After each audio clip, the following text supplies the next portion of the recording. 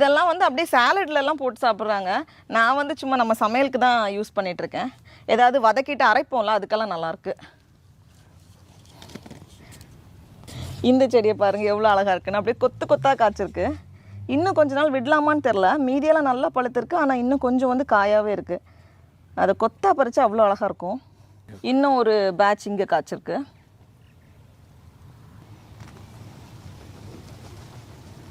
ஐயோ, களப்புல்ல பறிக்கிறப்ப இது வந்துச்சு. இந்த புல்லை எடுக்க பார்த்தா இது பக்கத்துலேயே இருந்திருக்கு, நான் கவனிக்கலை. இதுவும் வந்துருச்சு, ஒரு பீட்ரூட். இதில் வந்து இப்போ தான் சின்னதாக காய் பிடிச்சிருக்கு. சே, அப்படியே உள்ளே வச்சு பார்க்க போகிறேன், வருதான்னு தெரியல. ஆனால் தெரியாமல் பிடுங்கிட்டேன். டிஸ்டர்ப் பண்ணாமல் அப்படி உள்ளே வச்சு பார்ப்போம். 3 மிளகாய் காய்ச்சிருக்கு, அதையும் அப்படியே பறிச்சுட்டு எடுத்துகிட்டு போயிடலாம். பூசணிக்காய் செடியில் வந்து நிறைய பூ பூத்துது. பார்த்தா எல்லாமே வந்து மேல் ஃப்ளாராக தான் இருக்குது. 2 ஃபீமேல் ஃப்ளார் தான் இருக்குது. அதில் வந்து இப்போ நல்ல காய் வந்து கொஞ்சம் பெருசாக இருக்குது. இங்கே இருக்க அந்த பெரிய பூசணிக்காய், இந்த பூசணிக்காய் அழகாக பெருசாகிட்ருக்கு. 2 காய்ச்சிருந்தது, 1 வந்து கீழே விழுந்துருச்சு. இன்னும் 1 மட்டும்தான் இப்போ இருக்கு அப்போ. ஆனால் நிறைய பூ வந்துட்டே தான் இருக்குது. மற்ற பூசணிக்காய் செடியிலையும் வந்து இப்போ நிறைய பூ வந்திருக்கு. ஆனால் எதுலேயுமே இன்னும் காய் பிடிக்கல. ஆமா, இங்கே வந்து 2 சின்ன காய் வந்திருக்கு.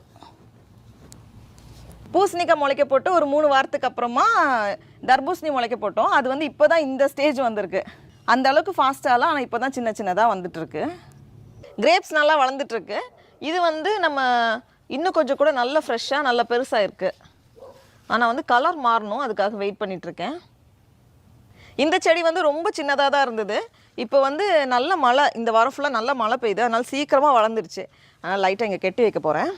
முன்னாடி வந்து ரிப்பன் வச்சு கட்டினேன். இனி எல்லாத்தையும் எடுத்து மாற்றிட்டு இந்த மாதிரி கயரில் கட்டணும். அப்போ தான் வந்து மக்கி போகும், இல்லைனா வந்து கஷ்டப்படும்.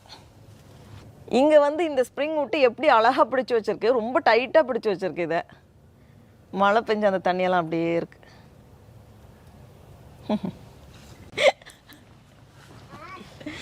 என்னடா காஸ்டியூம் இது?